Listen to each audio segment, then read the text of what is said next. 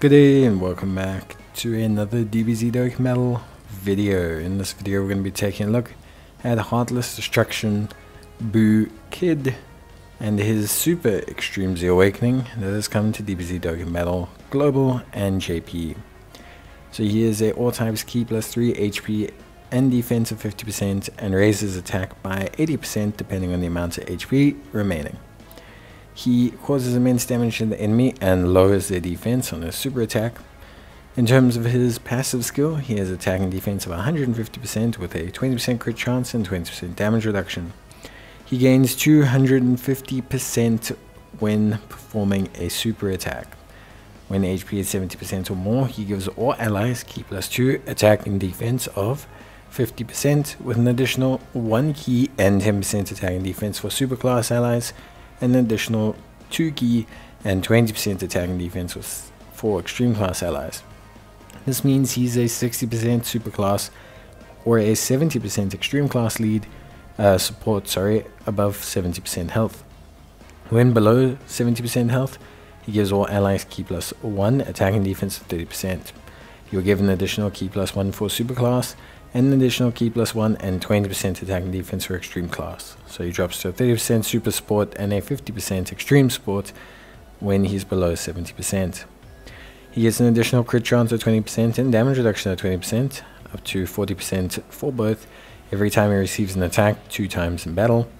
And he recovers 10% HP at the end of every turn when he receives an attack 2 or more times in battle. So what this means is he can get a total of 60% crit and 60% damage reduction to go with his pretty good after super defense. In terms of hidden potential build, I think additional is a little bit wasted. Obviously it helps from an offensive standpoint, but you're not gaining much due to the fact that he lowers defense. You probably may want to go for evasion and additional.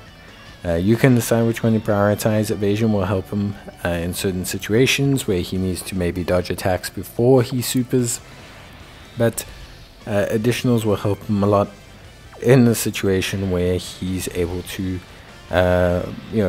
make use of that 60% crit chance and maximize his damage.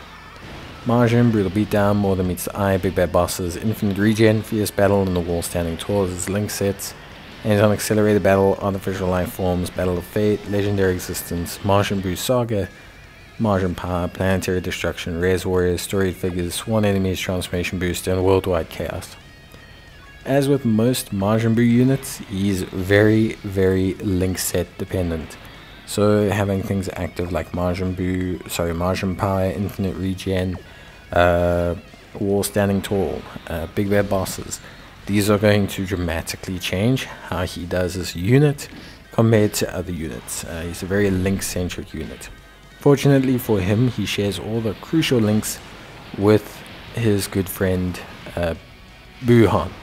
So physical LR Buuhan shares Margin, shares Big Bad Bosses, shares Wall Standing Tall, and shares Fierce Battle with him, which is a pretty good foundation considering they both benefit from running alongside each other.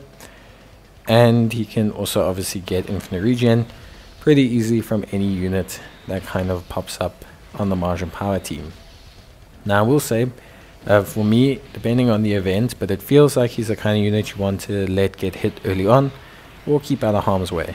Maybe you want to float him as a floater, let him get off those super attacks so that he has that much higher defense.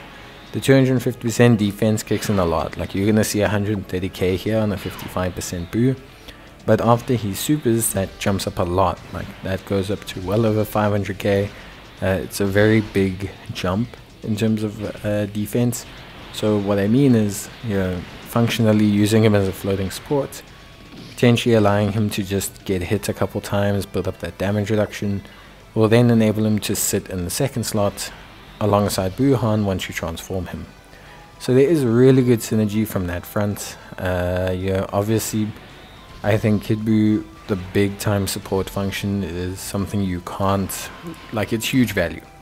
Even if you're not using it in red zones and stuff like that, it's huge value for nuking events, it's huge value for pretty much any event, like a nuking event, punching bag event, basically any event that you need to have support or do damage, it's going to be helpful. AoE events, it can be useful For even World Tournament, you know, the attack boost, the key, all of that's really good. So he's a really great unit. I think the damage reduction is good. It's going to keep him from, you know, being pretty solid. I do think in terms of his raw start of turn defense, this is where things like big bad bosses, link leveling, dupes, these are all going to come into play very big. Because if you get dupes on him, if you get, for example, his links fully leveled, if you give him full defensive gear, he's going to jump from like 130k start of turn defense to like over 200k start of turn defense. And this is a very big difference. It's a very large change in how he works functionally. So, you know, it is something to keep in mind. With that being said, it is mainly a priority to look at things like margin, infinite regen, wall standing tall, big bad bosses. He provides so much support in the way of key and everything that for him it's more important to get the links. So like a great example is like you can throw this guy on a worldwide chaos team, and as long as you get big bad bosses, chances are he's probably going to give enough support and key and bonuses to the other units that you don't need to worry about those links. So in terms of his own performance, you know, that's kind of where the links are mainly focused, and I do think you don't need lots, but definitely his personal performance will improve. With that being said, you can very easily get a ton of value out of him. Even as a floating support with pretty much little to no linkage, he'll still do okay as a unit. He's not going to put up the biggest numbers he can, but he'll do okay. But it's really the fact that he's going to be able to essentially, you know, do like this huge supporting function that's going to be highly valuable. So yeah, that's Kid Buu, a very good unit, very good unit. Definitely a good missing piece for the Margin Power team. I feel like Margin Power and the Extreme Margin Buu Saga team are in a fantastic position now, and I think Kid Buu provided that final little coverage. But yeah, that's it from me. I hope you guys enjoyed the video. Let me know what you think about Kid Buu. Have you used him? What teams have you used him on? Have you used him in any hard events? Are we taking a look at them now? We have the final stage, I believe, of the Margin Buu Saga Red Zone. I will be taking a look and yeah, trying him out in pretty much everything. That's it from me. Bye.